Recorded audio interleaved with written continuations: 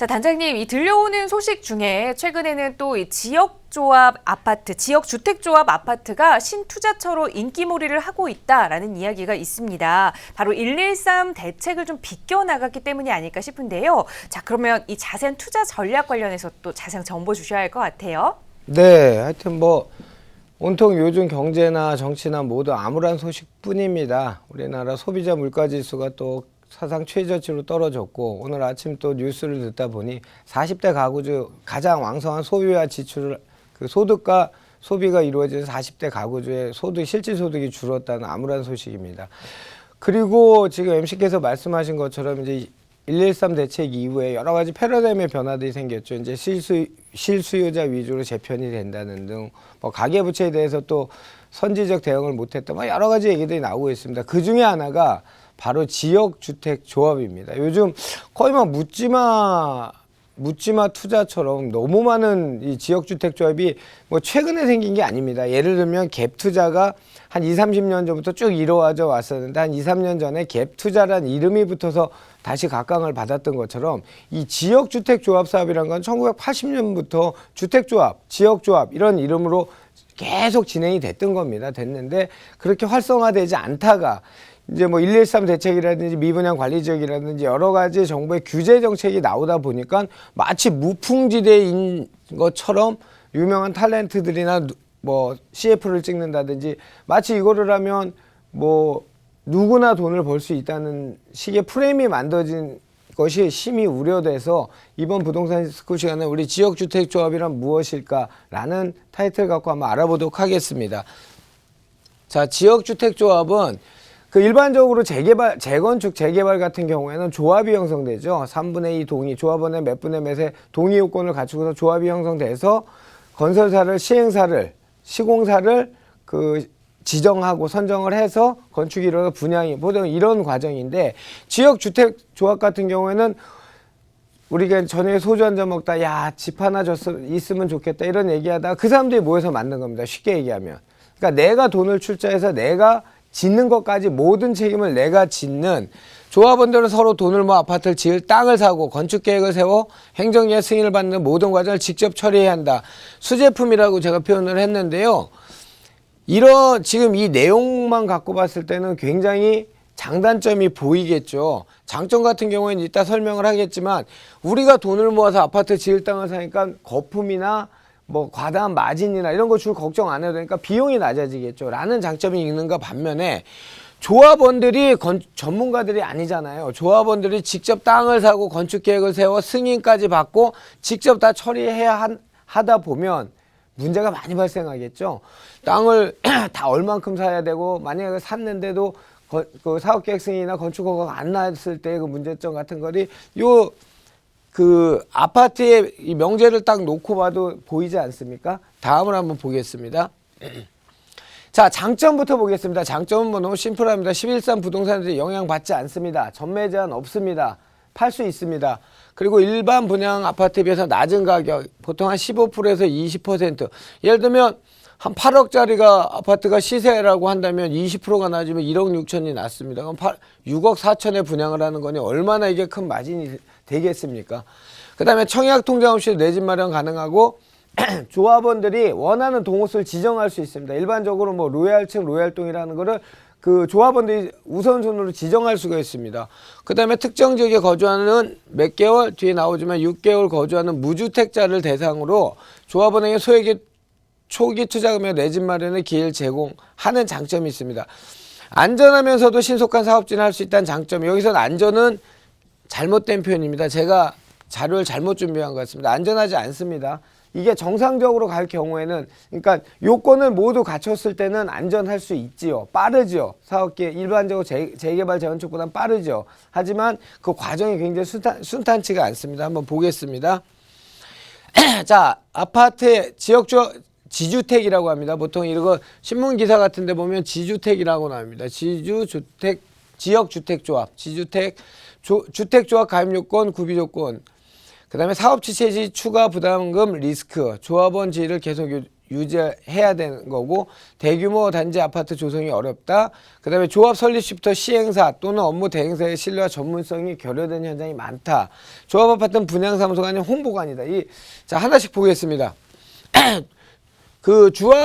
이 지역 지주택이라고 지역 주택 조합은 최초에 분양을 할 때 그 조합원의 50% 이상이 세대주가, 그러니까 신세대주가 돼야 됩니다. 그러니까 예를 들어 1000세대짜리 아파트를 짓는데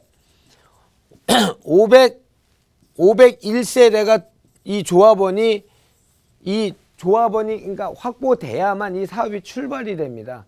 그러니까 이거는 상대적으로 대규모 단지 어렵겠죠. 예를 들어 한 3000세대 같으면은 1500명의 조합원을 모집해서 이 조합원이 아파트 그러니까 분양을 받는 거죠. 일단 그러니까 3000세대, 1500세대를 일단 팔고, 그러니까 확정을 짓고 나서 사람을 모집하는 거니까 당연히 그래서 대단지 조성이 어렵죠. 그러니까 좀 작은 거, 예를 들어 500세대 같으면 251명의 조합원을 모집해서 또는 250명부터 이상이니까 모집을 해서 출발을 시켜야 됩니다. 그 다음에 조합 설립부터 시행사 업무, 이거는 일반적으로 재개발 같은 경우는 조합이 있고 그 시행사가 있고 조합이 있고 시공사가 있는데, 여기는 시행사나 업무 대행사가 조합장이라는 분을 거기서 선출을 해서 하는데, 실질적인 조합장은 전문가가 아니고 일반적으로 시행사나 업무 대행사가 그 전문가들이라는 사람들이 모이다 보니까 정말 비약적인 지금 그 사업계획 승인을 받았어요. 굉장히 많이 늘어났거든요. 그런데 지금 출발된 데가 몇 군데 없다는 말은 가장 문제가 아까 얘기했던 그 요건들이 몇 가지가 있습니다. 50% 이상이 돼야 되고, 사업계획 승인 시에 그 해당 사업 대지의 80% 이상을 동의서나 소유권을 확보해야 되고, 그 다음에 95%의 동의를 받았을 때, 예를 들어 5%가 알박기다 이렇게 하면 이거는 매도 청구를 할 수 있는데, 자, 50%의 조합원이 처음에 가입을 해야 되고요. 두 번째, 사업계획 승인을 받을 때 개발 대지의 80% 이상을 확보를 해야 됩니다. 그 다음에 80% 이상을 하고 그 조합원이 계속 안 모여요. 그런데 예를 들어 94%가 됐고 한 6%가 안 됐으면 거꾸로 매도 청구를 할 수 없다는 얘기예요. 그러면 이 사람한테 땅을 팔아라, 그러니까 6% 사람한테 소유권을 확보를 해야 되니까 굉장히 비싼 땅, 흔히 말하는 알박기가 될 수가 있어요. 그러면 이거는 당연히 기간이 롱텀이 되겠죠. 긴 시간이 돼요. 그럼 긴 시간이 되다 보면 지주택의 가장 장점이 빠른 사업 속도인데, 이것이 늘어지다 보면 그 금융비용이라든지 또는 조합원들의 동요 뭐 이런 것들 때문에 사업이 굉장히 지지부진해서, 지금도 인터넷이나 포털에 한번 쳐보십시오. 지주택이라고 치시면 이런 내용들이 다 나오고 굉장히 지지부진한 사업장이 많습니다. 물론 요즘은 대기업, 중견기업들이 소유권을 확보하고 사업계획 승인을 받고 좋게 출발하는 지역도 많죠. 이런 지역들은 아까 말씀드렸던 대로 장점을 많이 갖고 있는 현장은 분명합니다. 하지만 마치 요즘 언론 매체 프레임들이 113 대책 이후에 무조건 여기는 지주택 사업, 이거는 또 다른 투자 대안처럼 몰고 가는 거는 굉장히 우려스럽습니다. 자, 조합 설립 여기 이제 이번 기사 나온 겁니다. 조합 설립 인가 신청 후 아파트 분양권 전매한 지역주택 조합원은 조합주택 입주 자격을 잃게 된다는 기사가 났고요. 이게 이렇게 이제 시행규칙이 개정이 됐어요. 전매한 그 아파트 분양권 전매한 지역주택 조합원은 조합주택 입주 그 자격을 잃게 된다. 이걸 보시면서 어떤 생각을 하세요? 분양시장의 낙제죠. 왜냐하면 이 지주택이 아까 보면 말씀드렸듯이 대규모 단지로 개발하는 것이 아니고 중소규모로 가야 되는데, 이 싼 장점 때문에 이걸 들었는데 다른 택지를 청약을 할 수가 없어요. 지주택에 가입하게 되면 사업계획 승인 후에 만약에 그 아까 여기 보시면 조합 설립인가 신청 아파트 분양권 전매한 조합원 입주자를 잃게 돼요. 그러면 이게 아까 얘기했던 장점처럼 시세보다 싸고 빠르고 사업 속도가 빠르고 로얄 동호수를 지정을 했는데 소용이에요. 그래도 싸기 때문에 들어갔는데, 만약에 이거의 가장 큰 장점이 아까 말씀드린 전매 제한에 문제가 없다고 말씀드렸는데, 전매를 함으로써 그 조합원 자격을 잃게 된다고 한다면 그 다른 아파트 청약을 할 수 없는 거죠.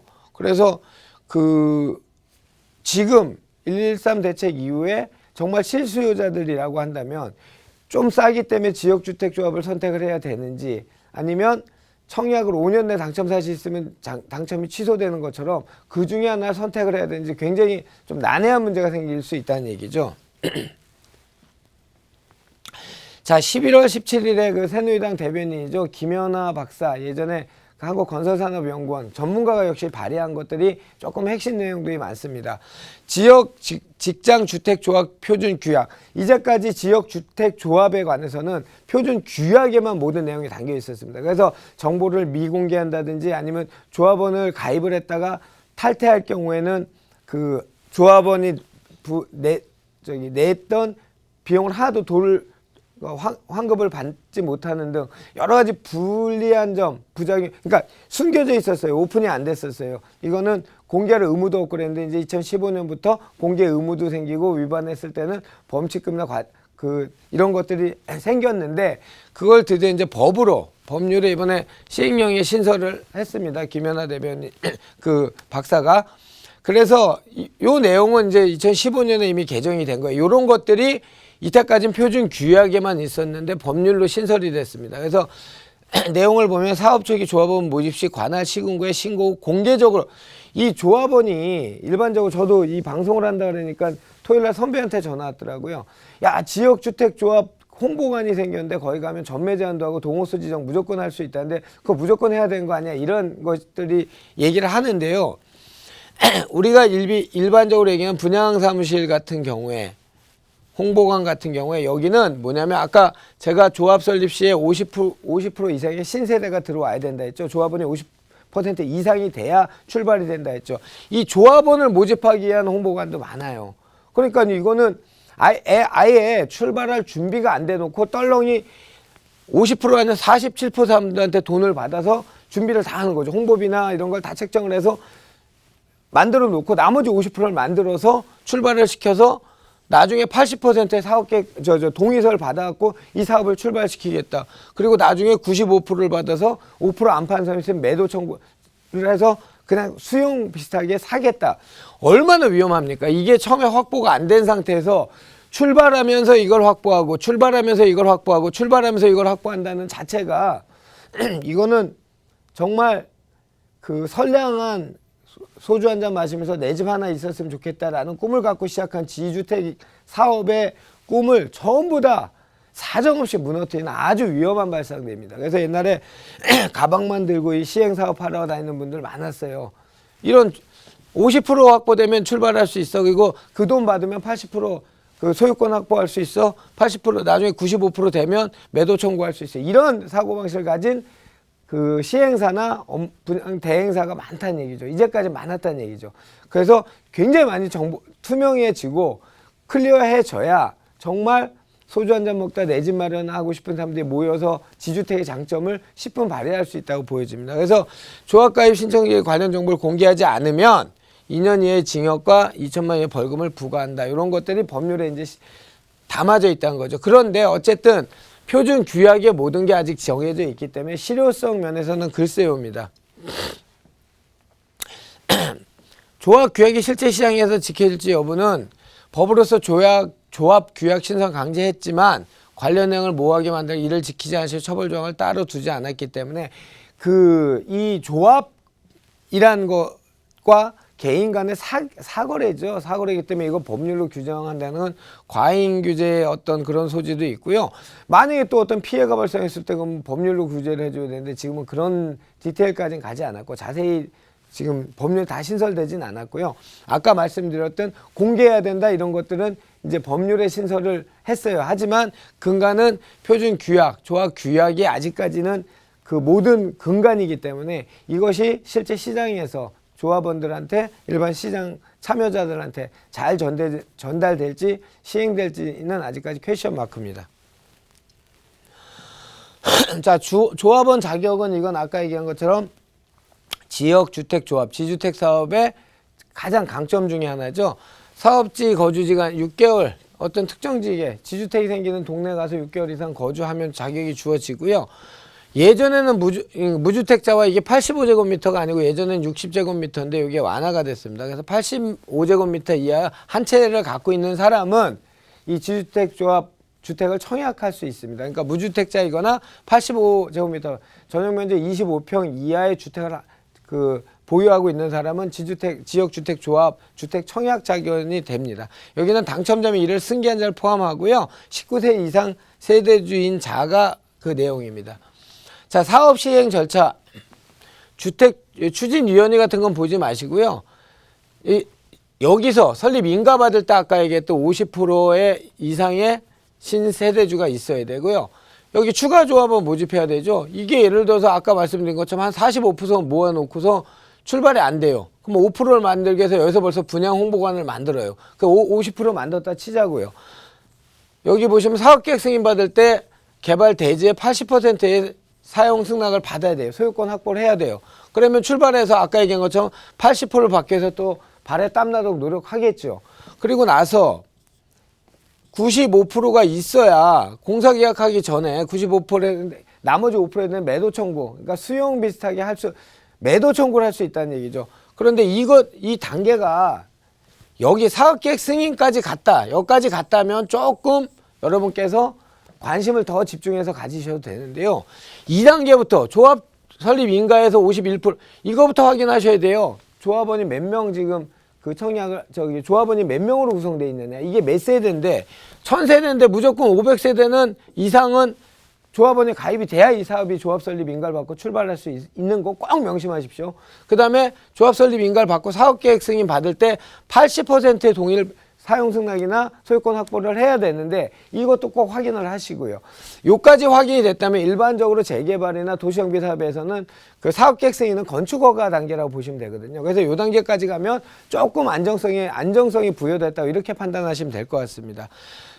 여기 나오죠? 건립 예정 세대수의 50% 이상의 조합원이 있어야 되고요. 해당 사업부지 80%의 토지 사용 승낙이나 소유권을 확보해야 되는 단계가 바로 사업 계획 승인 단계고, 여긴 조합 설립 인가 단계에서는 50%의 그 조합원이 확보가 돼야 됩니다. 자격 요건, 여기 뭐 쭉 보시면 잘 안 보이시죠? 글씨가 너무 많아서 제가 읽어 드릴게요. 그 조합에 가입한 자의 주택 소유 여부를 판단할 때는 그의 직계 좀비속과 해당하지 않는 장인 장모 또는 시부모 형제 자매가 소유한 주택은 포함되지 않고요. 그 다음에 기숙사, 고시원, 오피스텔 등은 주택에 해당되지 않지요. 그러니까 이걸 보유하고 있는 사람은 그 수량에 관계없이 조합원 자격을 취득할 수 있습니다. 그 다음에 지역주택조합 사업 같은 동일 사업지 내에 두 채 이상 가입은 불가능하고요. 자, 요거 다 떠나서 일단 요런 사건도 있어요. 예를 들면 아까 시행사라고 하는 업무 대행사 있죠? 시행사가 이제 들어갔어요. 어떤 부지에. 진행하다가 이 사업이 진행이 안 돼요. 그럼 이 시행사는 어떻게 하냐면 요 사업권을 팔아요. 다른 시행사한테 돈을 받고 판다고요. 뭐 자기는 아무 권리도 없는데도 여긴 내가 선점한 사업장이니까 권리를 팔아요. 그럼 여기서 조합원이 50%가 안 되고 한 30% 됐고 다른 사람 그 시행사가 팔아서 여기서 이제 20%를 충족했을 때 여기서 동호수 지정한다 그러죠. 그럼 나중에 들어온 시행사는 이 앞전 시행사가 조합원을 확보한 걸 인정할까요? 인정을 안 해요. 그거는 이 시행사한테 가서 한번 물어보세요 라고 얘기해요. 그러면 당연히 충돌이 되겠죠. 이 사람은 당연히 다시 50%를 확보하려고 할 테고요. 굉장히 이런 문제가 많았습니다. 이런 것들이 굉장히 많았고요. 우리 시청자 여러분들은 아시아경제TV 보시는 분들은 절대적으로 그 지역주택조합이 지금 언론 프레임이나 광고 나온 것처럼 무조건적인 대안 이런 거 절대 아니니까요. 하여튼 아까 숫자만 기억하십시오. 다시 한번 보여드릴게요.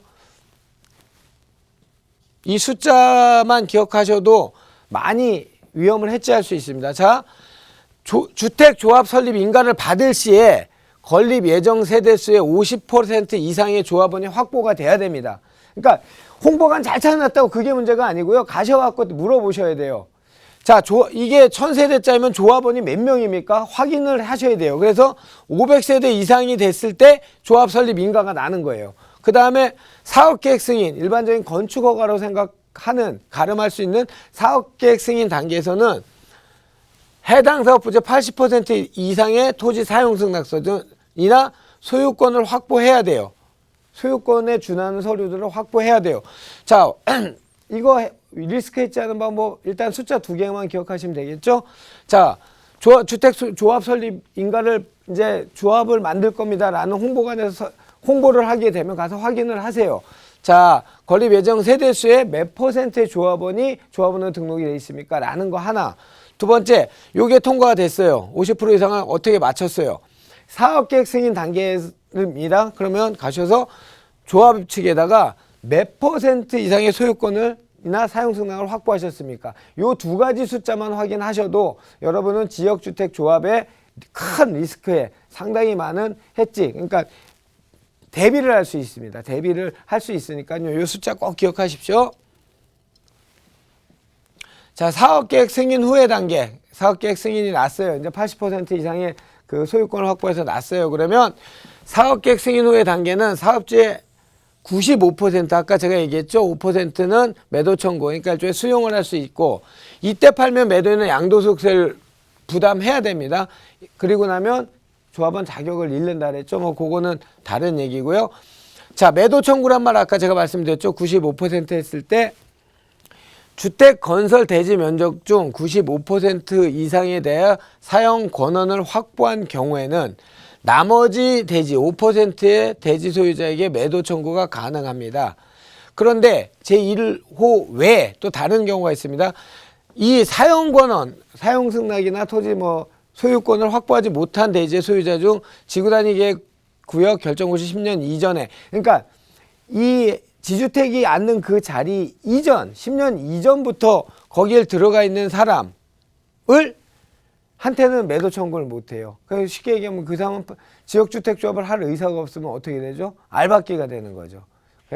지역주택조합은 지금 저희가 아파트 분양가가 비싸서 이런 지주택이 언제부터 아까 말씀드렸죠? 80년부터 주택조합이란 이름으로 또는 지역조합이란 이름으로 시행을 하다가 활성화는 안 됐어요. 지역의 그 일부 지역들이 이런 사업을 하다가 2003년에 이제 지주택, 지역주택조합이라는 이름이 생겼는데요.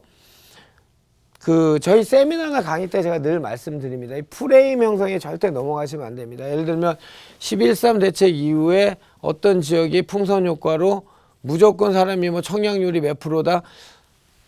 프레임입니다. 프레임. 절대 넘어가지 마시고요. 여러분이 꼭 기억하셔야 될 거는 앞으로의 대한민국의 그 부동산 시장은 지금 우리 사회를 관통하고 있는 양극화보다 훨씬 더 심한 양극화와 차별화가 진행될 겁니다. 그러니까 우리 실소유자는 조금 다릅니다. 일반적인 개발 호재나 일반적인 투자 가치보다는 나와 내 가족이 사는 삶의 질을 생각하셨을 때 조금 투자 가치가 빠져도 우리 남편, 우리 와이프가 출퇴근하고 활동한 동선이 가깝고 우리 아이 학교 다니고 가깝고 학원이 가깝고 편의시설에 가깝다면 그거는 일반적으로 봤을 때 투자 가치가 좀 떨어져야 되고 그거는 내 집 마련해서 무조건 1순위로 삼으셔야 됩니다.